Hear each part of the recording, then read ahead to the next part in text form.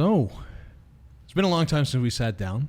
I think it's been at least a year and a half, probably more. Maybe it's more along the lines of 2. I would say 3. Three, yes. yeah. Because it was I think I had my acoustic album. Yeah, that's right. Yeah, this over 3 years ago. Wow, that's crazy. You see, Lloyd and JD just sort of blends into one giant episode for me, so I have no concept of time whatsoever. But you've done a lot of stuff in the between time since sort of last sat down and talked with you on that podcast. Yeah. I mean, you released a vinyl album, which thanks to your help as well. Hey, I was excited to, vinyl makes me really excited. And when people, I think it's the fact that people want to put their music out on vinyl, and it's a bit of a journey, in a sense. It is, because there's the different mastering that you have to think about before you do a vinyl. You also have to think about like the runtime of your album and how many like discs it can fit on, and how many songs per side type of thing. Whereas CDs or Spotify, you just can be like, well, as long as I fit into 74 minutes, I'm good, whatever. Right. But vinyl, you have to kind of think about the quality and the song order of like. How many songs on per side, and like the fact that you want to put the more energetic songs at the start of the record, and then you have like the more ballady, softer songs near the end of the side. Yeah. And it's super interesting, and I learned a lot just like researching it before I released the vinyl, and like I made sure I wanted to do it right, and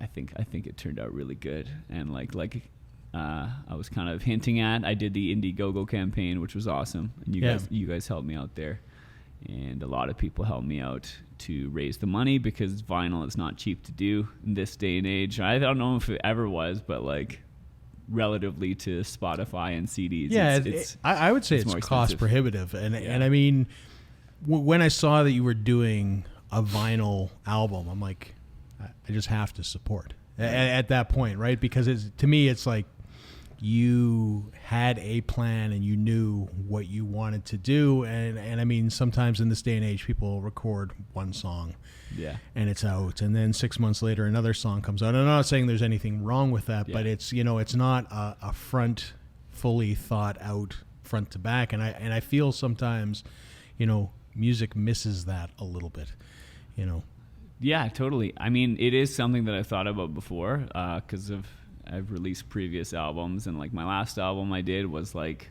I think the total runtime was about 55 minutes or something, and I would have had to do 2 records per release, like per album, and which gets super expensive.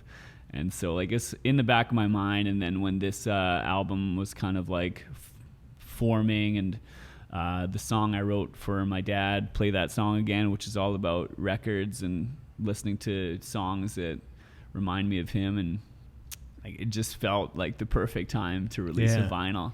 And like, because everything was coming together so perfectly, that's what moments of clarity really helped me define what I wanted, and I think that's what made the Indiegogo campaign like super successful. Yeah. But yeah, when you were looking to put that campaign out, I mean, there must have been some internal debate about doing it or not. Were you nervous, like saying, "Hey, I'm going to put this out on vinyl"? Yeah. And was there any thought like, what happens if I don't, kind of make it, kind of thing? Like, I mean, there's all those kind of self-doubt things I know that go on in an artist. Yeah, totally. Like, I think I had asked on Facebook. I had said something like, "Hey, like, no one's really." Like, you guys don't really want to buy my CDs, but like, what would you guys think of vinyl? And like, everyone answered in the positive. No one said, that's a stupid idea. So I was kind of like really encouraged by that. It was like a Facebook Live thing that I did. And there was a second part to that question I totally forgot. Where I was going to go with the vinyl in this day and age. I don't know. Anyway, it just seemed like the right thing to do. And to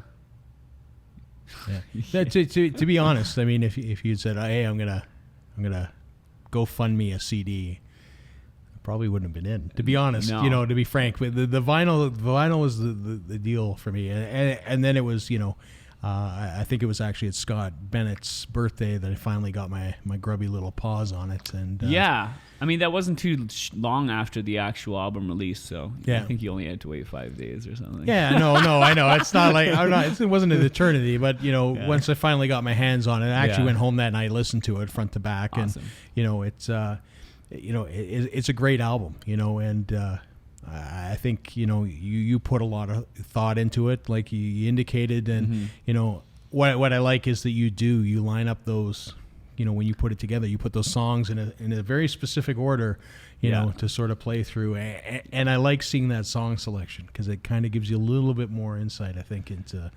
Yeah, that was definitely a long kind of process from start to finish with that album. The album was done basically by the time I released the single, Play That Song Again, a year before the album came out. I had pretty much had the album done. But then I was doing this artist mentorship program with these guys from Toronto and Coalition Music, and like I really wanted to hang back and see what they said about releasing the album properly, and like the fact that I care so much about the album as a whole. Like I wanted it to be an album and be not thought of as like a Spotify single release type of thing. And as we mentioned, like CDs are just kind of, you don't even have CD players in cars anymore, and like no one has walk Discmans or anything, so like it's CDs CDs are like collector's items, and I'm like, why would I just do something I've done 10 times already before with a CD when I can do something new, even if it's gonna scare the shit out of me? This is what I forgot about. I was gonna say, like I was super nervous about it, but like the encouragement and the fact that it was something I've never done before, I was super excited about. And like as soon as I like hit kind of go on the campaign, I was like, my mind was set. I'm like, if I don't reach my goal and like I get enough backers in the first day to kind of like boost me up, like I think it'll be a good, you know, decision to make. Because obviously I play shows and I've sold records at shows. Like everything after the Indiegogo campaign was like a profit because I made everything back just because of the success. And you got beyond your goal, correct? Well, yeah, I did. But like a lot of things that people don't think about are like the postage and like the other, like a couple of the projects that I had to do, there was 4 backers that did like the $250 like big one where I did a painting, but like you have to buy supplies for that and you have to think of like the packaging for all that. And I just did like a flat rate for postage for everyone because I'm like, I don't know how much it's going to cost for everyone, and I don't have the time to research every single place that it could possibly be sent to. So I'm like, I'm doing a flat rate for postage and I'll just eat the costs, or I will make money off the costs, right? And one of the funny ones was someone from Poland supported. Like, nice. So he donated, I think, about $75, which was like a medium level donation, which was super supportive as well. But he didn't go for tea with King Dylan in Poland. Is that? I don't think that was within the radius, which got added afterwards. Yeah, so it was because of you and Scott. Actually, I got super nervous. I was like, "Holy shit! What if I have to go to Butte, Montana, or something like that? Yeah, or wherever it was." But anyway, like he donated $75, and then I go to the post office, and I'm like, "So how much is it going to cost to send this to Poland?" And they're like, "Okay, with tracking, the cheapest it'll go is $93. Yeah. And I'm like, that's more than he donated. And so I was like, what about without tracking? And they're like, yeah, it'll be like $33. I'm like, okay. I can deal with that. Yeah. Get 3 attempts. Yeah. I'm like, I sent him a message. I was like, hey man, I don't know when this is going to get there. Yeah. And or if it's it actually didn't show up until July, like mid-July. So and you mailed it when? Start of May. Wow. Because like I sent his first because I knew, like after looking into it, it's like I got to send this off right away if he wants it by the album release, which he obviously didn't get it. But he's like, this guy, I don't know how to pronounce his name, so I don't want to say it, but shout out to Poland. But he listens to all my shit anyways on Spotify.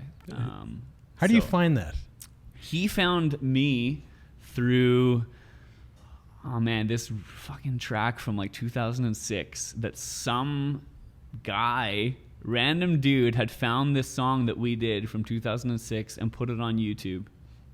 This song was like a bootleg copy because like the beat was just jacked from a video game, and we were just rapping over this video game instrumental basically, and everyone's commenting on it being like, hey, this is from Half-Life, Counter-Strike, whatever.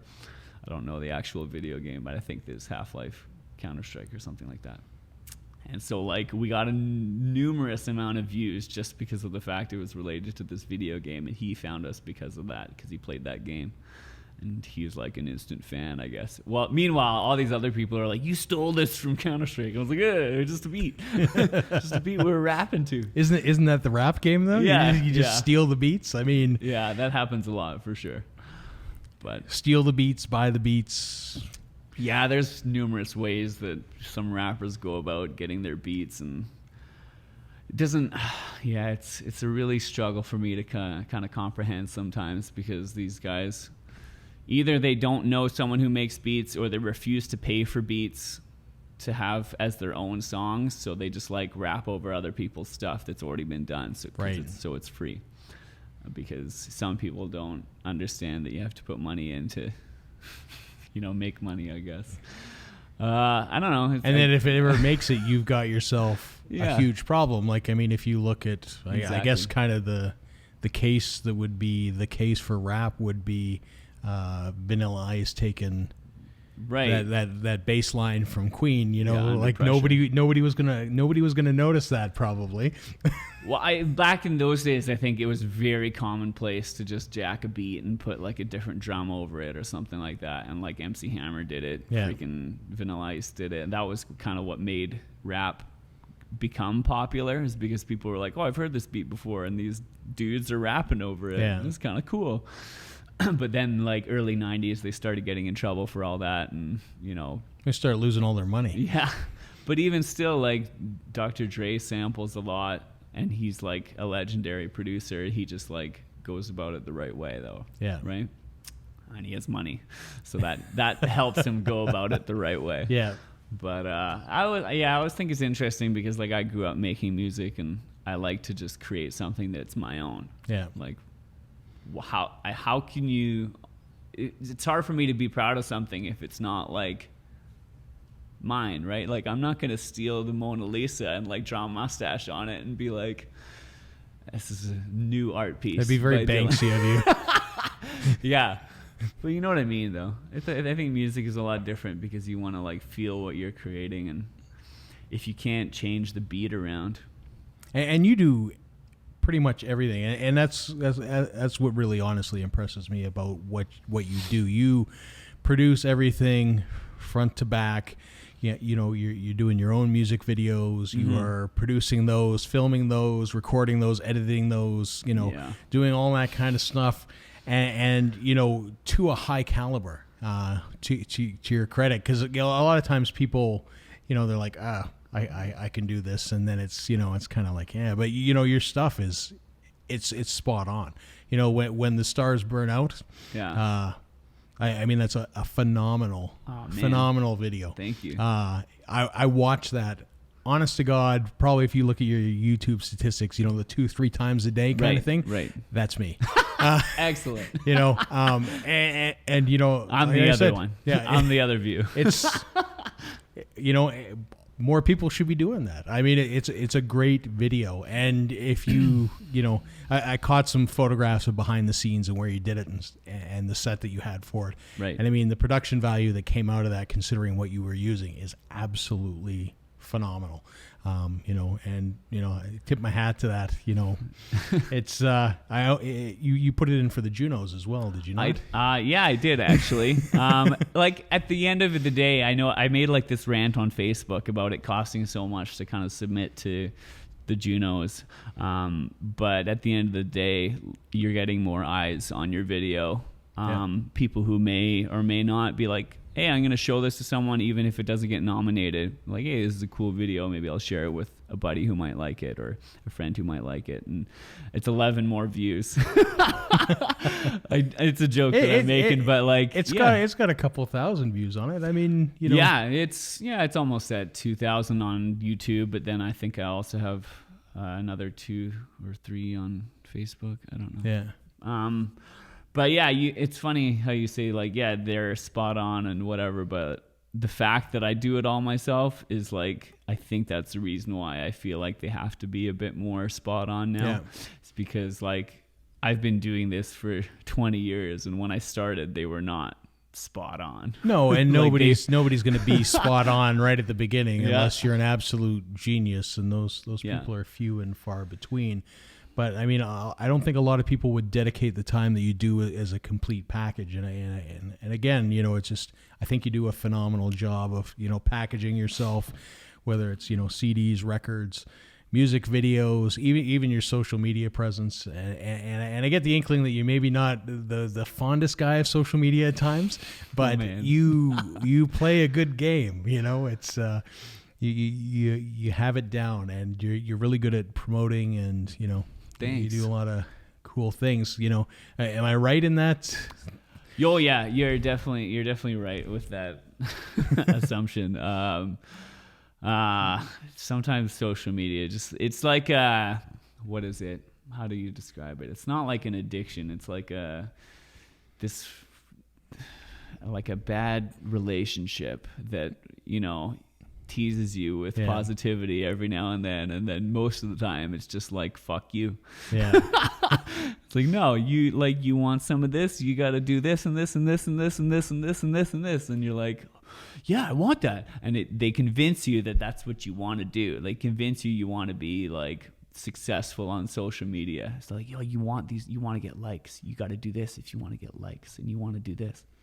And then suddenly you step outside of this toxic relationship and you're like, holy shit, why the fuck do I give a fuck about likes? Yeah. Why the fuck do so many people give a shit? Because it's in a weird way, it's affirmation that you're doing something that people like, and just seeing that as a number. And I mean, I think hardline into people somehow, I don't know how, because I suck at math, that numbers appeal to us all. It's trying to quantify and making it a quality type of thing. It's like you can't compare quantity and quality, and that's what it's trying to do, is be like, your numbers mean you're good, which is, it's an entirely like mind fucking type of thing. Is it like numbers, like even labels like Universal and that buy ads to get more views and numbers on people like Drake. Like that's why he has like fucking 300 million views on his YouTube, is because they're paying for ads to people, for people to watch that. Yep. And they're like, oh, he's got the numbers, we're gonna play him on radio because he's got the numbers. And like, they have the money to do that. And like, at the end of the day, I'm watching, I don't know, people who don't have the big label backing that I love, that I've always loved, and I've always been drawn to like quality over quantity. And I'm like, why do I give a shit now about this? And like, no amount of Drake views on YouTube is going to make me like Drake more than I like, I don't know, Tech-9. Yeah. And you know, even Tech-9 is doing pretty big numbers, and he's not my like favorite rapper of all time, but he's great. And I hate to like use him as a crutch. It's just the first one that comes to my mind sometimes, because I know he came up from his own kind of label. Like he's an independent label that kind of grew into a bigger label, which is super impressive. He didn't get like a young or a Lil Wayne to kind of co-sign him type of thing, even though eventually down the road he did. But anyway, I digress. Did you watch that Black Keys podcast with Joe Rogan? I have not. It was one of the most interesting podcasts, visual podcasts as well, is that I've watched or listened to. Because he talks about the industry and how messed up it is. Yeah. And even like, I don't know if this was before we started recording or not, but you mentioned something about awards. And like, yes, I won some awards that are like whatever here and there. And some people might be like, these are amazing. And other people might be like, who gives a shit? But like when you think of the Black Keys, for example, that I just brought up, they were talking about how they wanted a Grammy. They won a Grammy award before Neil Young did. And like everyone who thinks of Neil Young, you're like, either you like him or you don't. But at the same time, you're like, he's been around for a long time. He's obviously very successful. He is. His career did not depend on getting a Grammy. No. You know what I mean? Not at all. Not at all. And I'm not trying to like toot his horn because I probably only listen to like maybe one or two Neil Young songs myself.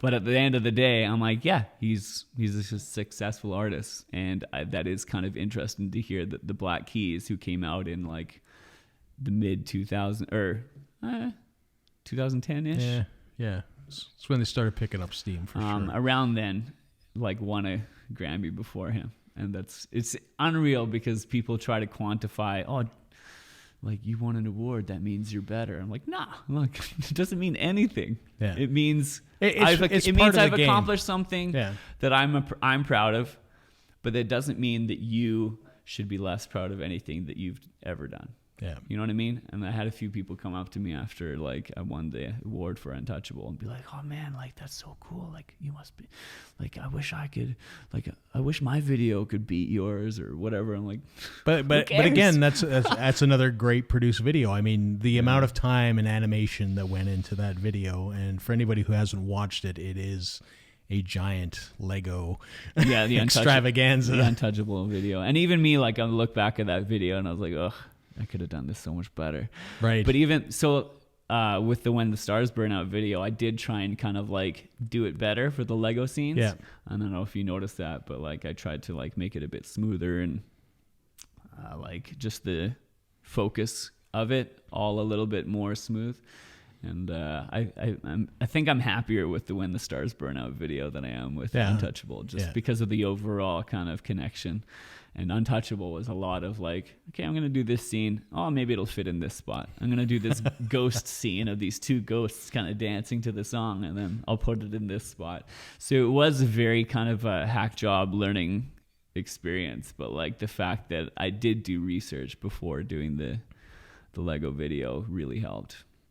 And I think maybe it's just the kind of person I am. It's like I've failed a lot with like just kind of going in head first. Like I've crashed and burned by just trying things and not knowing what I'm doing. So I've kind of learned to kind of at least Google things or look things up on YouTube on how to do little things that I might want to know how to do. Same with music and social media and like all the little things that you kind of compliment me on, saying, oh, you do it all. And like, yeah, I've definitely put in a lot of work to kind of make sure that I'm doing it right now, because when I first started, I didn't care. Yeah. And that's again, a testament to your work ethic and, you know, how you go about things. I mean, you know, I talk on a different podcast a lot about, you know, giving yourself the license to kind of fail. And it sounds like you do that yourself. You give yourself that license to fail and just, you know, it's like, I'm going to do this.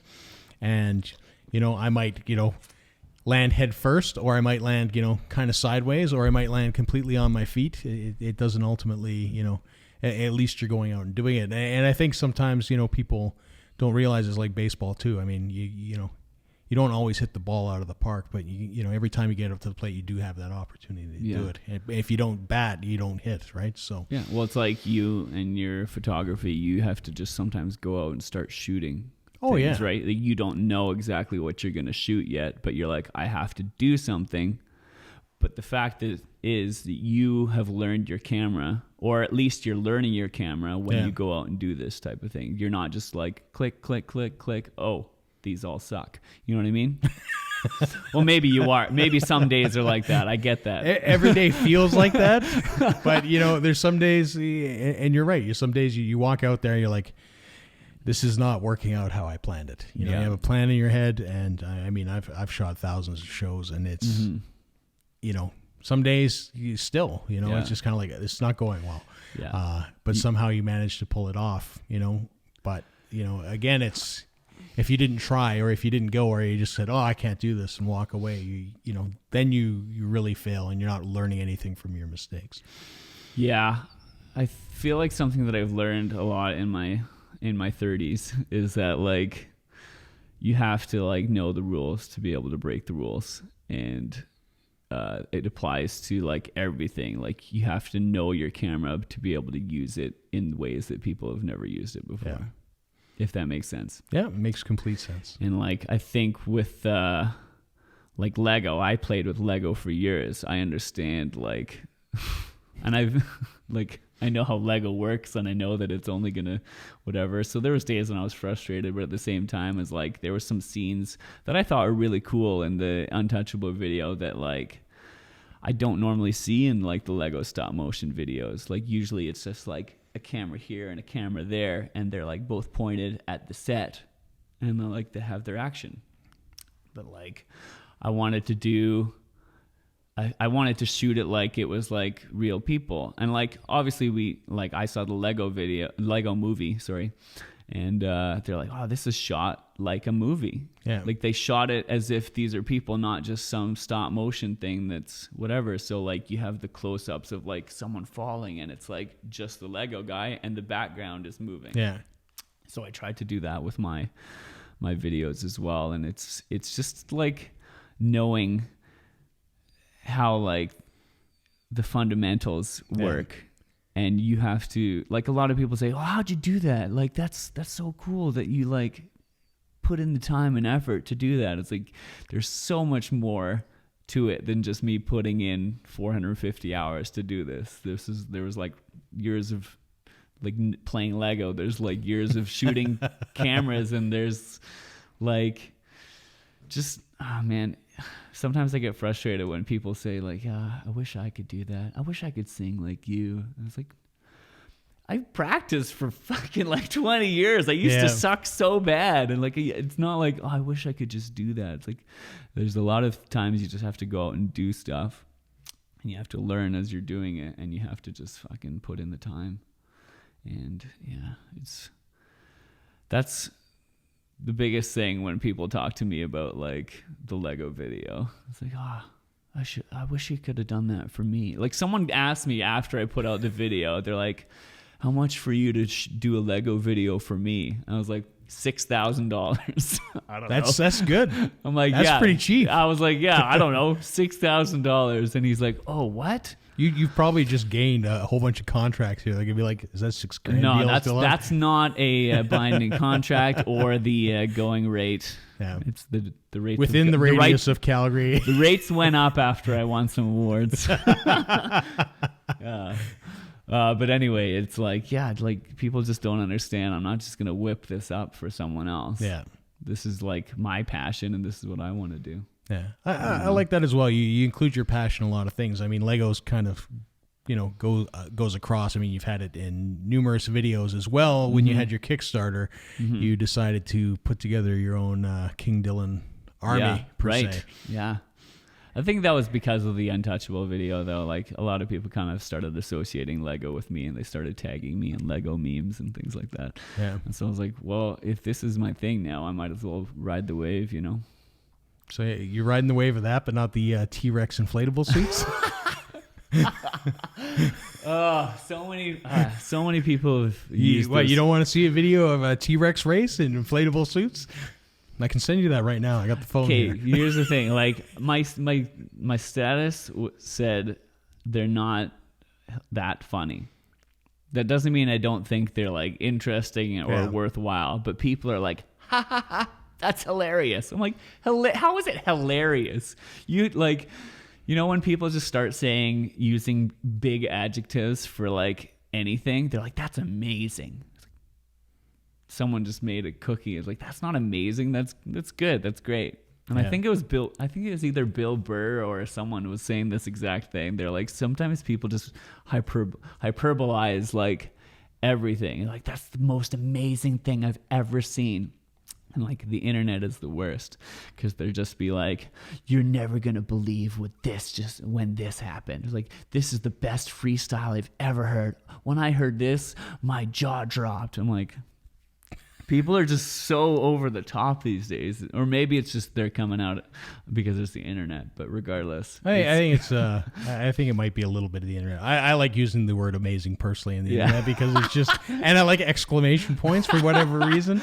Yeah, I think just to be an asshole, but it's just kind of how that works out. But I get it. It's the internet. I get it. You want people to be interested in your shit, so you kind of like you have to be your own hype man. Yeah, and that's the thing about social media is that like you. It's like, it's great to toot my own horn every now and then, but like it's just so. With a name like King Dylan, I'm very self-conscious about it. Like, oh, King, eh? Who do you think you are? Did you get a lot of that? Did you get a lot of? I have done. Yeah. There's been a couple times people in public have like at a show, and I'll be like, I mention I do music, and I'm only like, hey, I'm Dylan. I go by King Dylan. They're like, oh, King, eh? I'm like, yeah. They're like, I'm not gonna call you that, and I'm like, don't. Yeah. I don't care. They're like, oh, okay, I won't then. What do you think you are? King. It's his ego. Like, yeah. My goodness. Yeah. I don't think there's an ego there though. You put yourself out there. You take a lot of risks. I know that you just did a challenge with $K077. Or also known as Scott Bennett. Shout out to Path Less Traveled. But you guys have challenged each other on a couple occasions now, and I mean, the interesting thing is that you're taking risks and you're putting it out there for everybody to see, kind of thing. Yeah, it's super fun actually, because Scott's very much in the rock scene, and I did kind of step into the rock scene a bit with my old band. But I definitely grew up more on hip hop stuff. So it's interesting to have like conversations with him and musically see where we meet in the middle about like what we either like or like how we analyze music. Yeah. Scott's a very analytical guy, but in a good way, because you're like, I never thought about things like that. And he produced this rock track for me, and I got to scream a bit like Billy Talent, which was out of my own comfort zone a little bit, but I didn't realize kind of like how hard it can be until I was actually in the studio, just being like doing it over and over and over. I'm like, yeah, because like sometimes I do it for fun, but doing it over in the studio is super interesting. Yeah, I feel like it'd be cool to do something with other people as well. But right now, Scott's the only one kind of like actually putting in the work.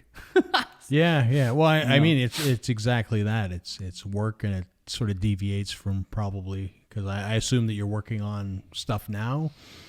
I've actually taken a bit of like a writing hiatus. The only two songs I've written, full songs I've written in 2019, are the ones that I've done with Scott's challenge. So back in January, I wrote a song called Got to Lose, which is just like me producing the beat and rapping over it and singing over it. And then this one where I produced the beat for him, and he produced for me, and I wrote.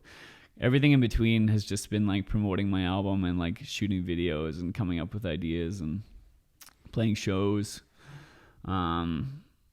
Little bits of writing here and there. I did do a feature verse for a couple rap buddies, and that song was just released last week. It's called Ruckus. Yeah. I did a video. I helped them with the video as well, which is interesting and also fun. Yeah. It was well animated. I like the animation. Thanks. Yeah, it was a bit more like basic before I kind of stepped in. I think it was just gonna be a bunch of us rapping to the camera, and I was like, hey, maybe I can kind of spice this up a little bit with some animation, and I felt that it kind of needed it, especially if, I was gonna be a part of it, and I do kind of take pride in my videos, so I was like, why not help someone else out with a little bit of my skills? There you go. Yeah. Yeah. It's been an interesting year, but I actually just started writing something today, so we'll see what happens. Good. Some more beats. I was fiddling around with some old beats and sprucing them up. making some new stuff. Yeah. I do have another video that I don't know. I don't want to say it's like mid production, but also pre-production because I haven't decided what direction I want to take. I've like tested some things out visually and like I'm going to use some of this footage. But it's going to be another kind of creative video. And I don't know where it's going to go yet, but I do think it's still going to be a song from the vinyl album. And I don't think because you've released four videos from the vinyl. You had the one with Alex from Mind Seed. Yeah. Take Me Alive. Yeah. And, you've got the last one. Get Out of This Town. Get Out of Town. Yeah. Yeah. Which is a very kind of deep, hard hitting video. I think that video, from what I was watching and reading, hit a lot of people like square in the gut. I mean, it was well done as well, and the build up was really good as well. I think it wasn't what people were expecting because they expect from you, maybe minus the song, To Your Dad, which is also a very hard hitting, emotional song, and again, if you haven't watched any of these videos, I do recommend because they are very well put together, and that one in particular as well, very well done. But I think this last one, people were expecting more of the lighthearted Lego dinosaurs, and they just kind of got punched really low, and it's just like, whoa, what happened? Yeah, I mean, I don't know if I did that on purpose. I was just trying to like bring it back full circle because like the first video I released was Play That Song Again, which was like emotional, and this the last video I released, Get Out of This Town, I wrote at the time of like just before my dad's passing, but he was sick and I had just gotten out of a relationship, and like I wasn't doing too great mentally because I was like, oh man, I'm a fuck up. I've made all these mistakes and like I haven't spent as much time with my dad as I should have, like things like that, and I just felt like a piece of shit. And I wanted to kind of like remind people that I'm not just like the Lego happy guy all the time. Right. And I think like this past summer I was like stressed out about a lot of things after the album release, and just little things here and there that kind of, just didn't make the world as bright as I thought it was. And I just, I thought it was a good time to do that video. And I don't know. I did try some like technical things as well with it that I wanted to like show that like I can make a video that isn't just silly and isn't just like creative, but also like visually appealing. So I used a lot of the drone footage, and I did have help with that from my buddy Braden Reel, who's a great videographer. He shoots great video. He shot my Carry On video as well, which was kind of one of his first videos. So he said to me he was pretty honored to be a part of this one as well, because we actually shot the Carry On video like shortly after my dad passed away. And it was a very special trip for me because like we drove out to Vancouver and hung out and just like escaped. And I think that's kind of what made it appropriate to hire him to bring him back for this video, because the Get Out of This Town video is a lot about like escaping in a way, for lack of a better term. Because get out of this town, but also like get out of your own head, get out of this rut you're in. And sometimes people deal with that in different ways. And I wanted to do something that people didn't expect. And I don't think they expected that. And especially the ending. I think a lot of people expected it to come back around. Yeah. And I chose not to do that because I was like, I don't want to do that. Like, that's what everyone does. Yeah. And that's too predictable. It wouldn't be as too impactful. Predictable a way. It wouldn't have been as impactful. I do know a few people that were very turned off by the video because of how it was. Well, people close to me. That were like, I don't like seeing you like that, which I get, I mean, yeah, I'm still here. But that's the reality of life sometimes, is that, you know, it's people, you know, you don't like to see people there, but people get to those kind of places. And I mean, obviously, you know, like you said, you're still here, but, you know, it's that for people to sort of visualize, it probably paints a picture for them they don't want to look at, you know. It's true. And if they knew you during that time and you said you weren't doing well, you know, potentially, you know, they were like, oh, maybe I should have been paying better attention. But again, you know, that's the impactfulness of a song, and that's the impactfulness of a video on people, is it helps, you know, trigger change sometimes. And I think I do kind of like touch on that in the lyrics of the song, is that like a lot of people do expect me to be like happy and lighthearted and stuff. And in the song, it's like, if I want to cry, I'll go ahead and cry. Yeah. Like, I don't need you to expect me to be happy all the time. Yeah. And, it was a very interesting couple days of feedback. Some of it was very like emotional. I had a few phone calls from people saying like, thank you for releasing that video. It really touched me. And then I had some where people, like, I could tell that they just didn't want to have anything to do with it. Yeah.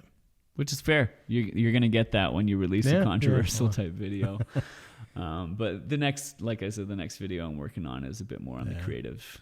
I have to ask you, with that video, is where did you do the underwater shot? Did you do that in the river? I don't know if I want to give away like my secrets. Or was that the bathtub? Okay. So the singing underwater was done in the bathtub. Yeah. So I had like this is really fucked up. So I like set up like just basically a black bed sheet. Yeah. Because my bathtub is white, and I'm like, that's not gonna work. No. So I set up this black bed sheet, and I kind of like pinned it up, and I put it underwater, and I used rocks to hold it down, because otherwise it would just kind of float. But it lends to the shot, you know. But it was pretty tough to kind of like sing underwater. But I did have the track sped up, so it looked like slow motion as well. So I was singing it like, but like when I slowed it down to match the video, like the frame rate, it was in time. But there was some shots where I was actually underwater. My head was underwater and like going down the river. This was like early July, and the river was pretty high and moving fast, and like I was worried. I'm like, I'm not gonna have time to finish this. Like, I gotta do this shot now. And like Braden was like, okay, if you really want to do this right now, go for it. And like I was like, okay. And the scene of me like floating face down in the water was actually kind of terrifying. Yeah, I'm not gonna lie. I jumped in, and like it was so cold. The cold like hit me and took all my breath away. I was like, suddenly like it hit me how hard this was going to be, and I like put my head down, and like I started floating, and I was like, what the fuck? What am I doing?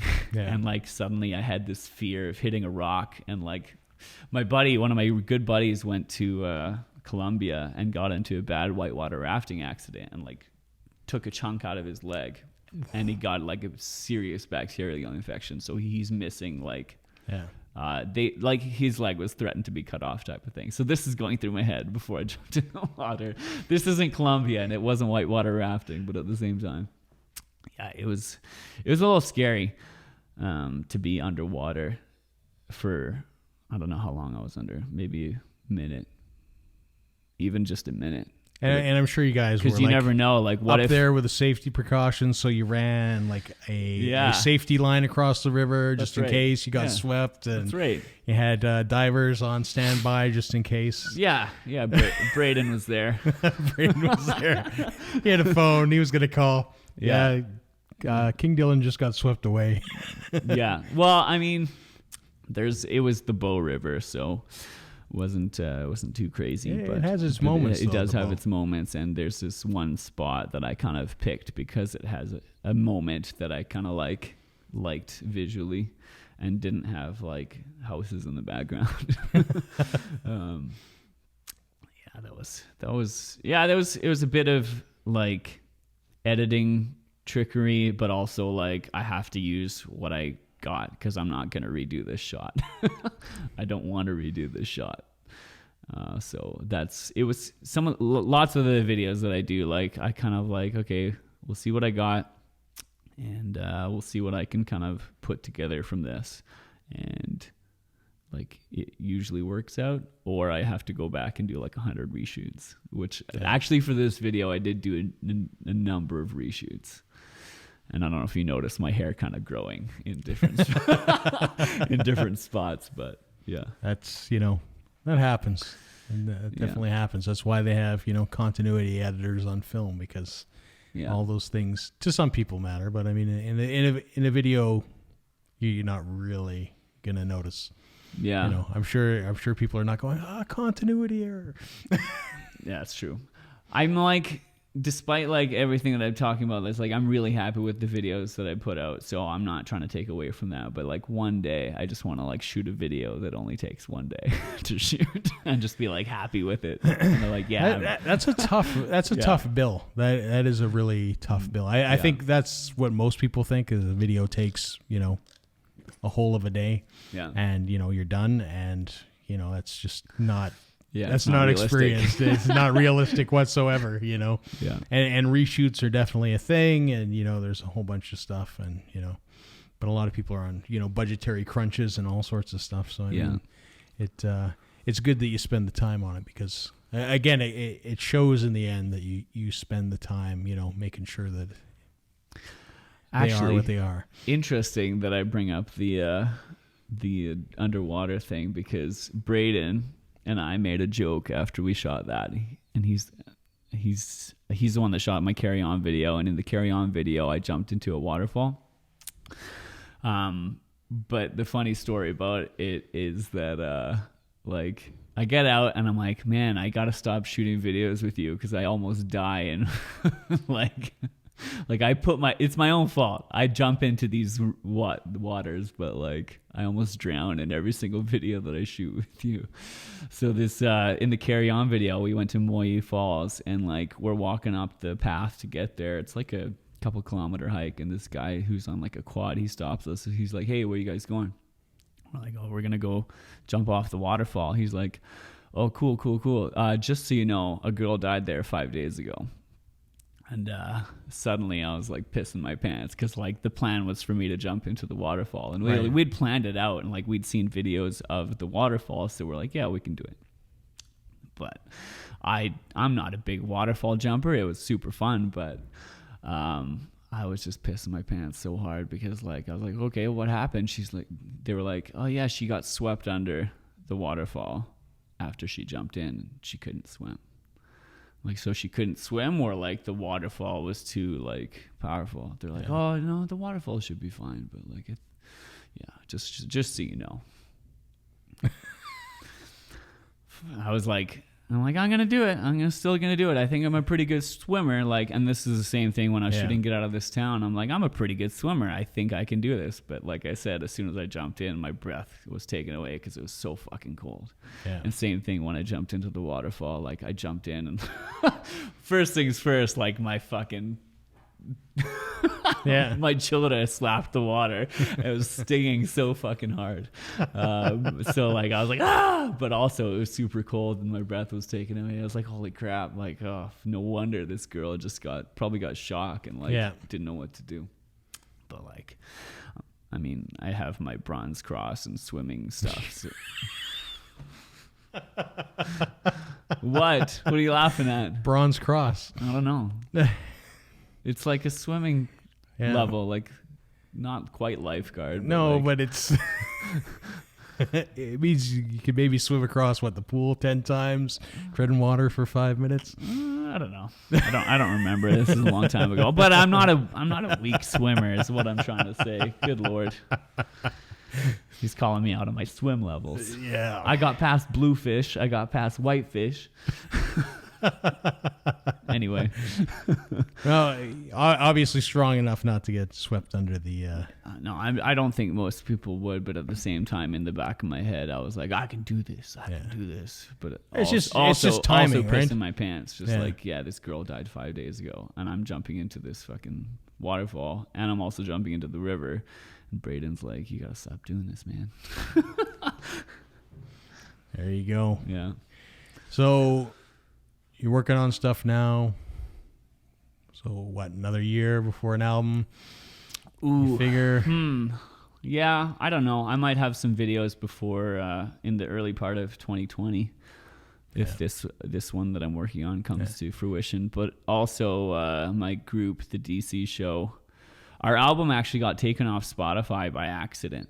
Oh, really? So like something was supposed to auto renew with our distribution, but it didn't. So I was like emailing them. I'm like, hey, why was this taken down? Blah, blah, blah. They're like, yeah, you have to re-upload it. I was like, what? Like I have to pay for it to get re-uploaded again, which is bullshit. But anyway, so I'm trying to plan like a special re-release for that. So we might do some remixes and maybe kind of some unreleased stuff for the DC Show as well. That's my group. King Dylan's a part of the DC Show, MC Mossberg, GQ, Buttons. Anyway, that's kind of what's like taking up a bit of time, but also the video and writing will come when it comes. Yeah. Do you find the incubator program helped you with all this stuff? Or? Yeah, I mean, it was very inspiring, and it did tell you how to do things the right way, business-wise. This thing. Like it's like the kind of processes that like SoCan and songwriting and publishing and also touring and like the potential legalities of all that and like playing abroad or in another country type of thing. Like all the different things that you should know if you're going to take your shit seriously. Right. So they went through all that. But there was also the stuff I found really interesting was like the psychological mentorship of like, why do you get in your head when you're on stage? Like when you fuck up on stage and you worry about it and like, you're like, shit, why aren't you connecting with the audience? Because like, you're not singing these lyrics as if they were when you wrote them. Right. You know what I mean? And there's just little like practices and like exercises to kind of help you do that better. Because everyone kind of like goes on autopilot sometimes on stage. They're like, yeah, I know the words and I'm doing this and I'm saying what's up to the crowd and I'm doing this. But at the same time, are you like emotionally invested in every single fucking thing you're saying? Yeah. Which can make all the difference. Yeah. And there's little things like that I really appreciated about the course, that like very hands-on mentorship type thing, which is super cool. And, you know, like, I mean, yourself, I've seen you live a few times. Performance-wise, you know, rap genre, you're out there, you're performing, you're playing your own keys. I've seen you with your own band or sometimes, higher band, you know, coming in and playing. And, I mean, you're actually out there singing and playing, and you know, which is nice to see, because sometimes that well, speaking of Scott's song, I don't know if you know what his song was all about. Yes, I do. That was amazing, because like a lot of it's really trendy in rap these days to kind of just play your track with your vocals in and just rap over it. And then if you needed a breath, you can just not rap and it'll still be playing, right? Which is, I think it's cheating. Which begs the question: why don't you just get a hype man then? Well, they're their own hype man for their own song. Well, I know, what but it is. You know, it's that's why hype men are there, right? That's why Flava Flav was so famous, because he hyped up Chuck D. He was that guy, and like even Eminem had Proof as his hype guy, and Tech Nine has Chris Calico, and all these guys who are just there backing them up, so you don't have to rap over your own track. Even though I think Eminem and Tech Nine sometimes rap over their own track, which I'm kind of like about. But I know Ice Cube doesn't, and Ice Cube has like Dub C as his like Ice Cube is old school though, and he knows that you have to actually fucking rap your lyrics when you're on stage. But it's super trendy and it's super bothersome to me. Like I appreciate watching someone perform music, as anyone I feel should, but like I can't tell kids what to like or not like. Right. So if people want to go watch a DJ, that's cool. It's just not for me. Yeah. And it's super popular to go watch a DJ. You don't know if he's actually doing anything. He's just doing this. Not to take away from DJing or EDM, because like there's some fucking dope songs and dope producers out there. But I don't know if it's live performance. Well, that's what I mean, though. Like, that's what I'm talking about. Like, your live performance. If you want to go see someone live, wouldn't you want to see them do their thing live? You want to see them do their talent live, right? No? Or do you just want to... I was at the Diplo show. Yeah. Great. It is. It's a social media thing. Is people want the hype. It's like, check me out. I'm right by the stage of the... So does the artist even matter anymore, if that's the case? That's I don't know. Because, I mean, yes, if you look back... it matters. It will always matter. It just... I don't know. You've got to be the flavor of the moment. I don't know if it'll matter to everyone, but it will always matter. Because, I mean, you look at bands like Milli Vanilli, and they got run off for not singing their own songs and all sorts of stuff. But that's really what's kind of happening at this point, right? Yeah, it's just because they're actually saying stuff while they're rapping. I think they're getting away with it, or it's just so common. I don't know. Or the fact that their CDs aren't skipping because they're not CDs anymore. Like Ashley Simpson didn't get away with it. Her career's gone down the drain, basically, and her Saturday Night Live performance was just messed up. But I don't know. I don't get it. I don't think I'll ever get it, and it's just one of those things that I'm okay with not getting because I can't change it. So I can do what I think is right. And if people want to do watch that, that's cool. And if they don't, I think somebody that's doing what you're doing will always get further ahead than somebody that's just playing a track. I mean, I don't know. I mean, unless you're putting together some phenomenal stage show, then it might be different. If you're putting all your money into that's smoke and mirrors, though, is it not? That's I don't basically know. all smoke and mirrors. That's Snoop Dogg, isn't it? Snoop performs live, though. He does perform live, but I mean, that's what I'm saying. You put a bunch of girls on poles, you shoot money into the crowd, and everybody's high as fuck, whether you want to be or not at one of his shows. Yeah. And that's what I mean. You can production value it up, and it'll take a little bit of the edge off, but I think at the end of the day, I would hope that everybody kind of performs. You're gonna get called out on it at some point, whether you're rapping over your own track or not. It's funny to me because on social media I see rappers supporting my opinion on their own posts. They're like saying the exact same shit I'm saying, but like the next day I'm seeing them perform the same bill as someone else who's doing it, and them going up to them being like, great set, man. And I'm like, you guys, you're letting them get away with it, and you hate it. I don't know. I don't think I don't think you're going to stop it. I think, exactly. And I mean, there's the interesting part, I guess, about it as well, is that because some of these people aren't like you write, produce, play, compose your music, whereas others, again, it's just either straight rip or I think that has a big part to do with it. I'm not gonna lie, I did kind of come up producing by using samples here and there. Like I will take a loop or something and I will resample it and play it like at half speed, and then I'll take the first half and I'll move it, or I'll take the last half and I'll move it, and this and that. And it would be very like hypocritical of me to say that I've never sampled, because I have, and some of my some of my favorite songs I've used samples in. But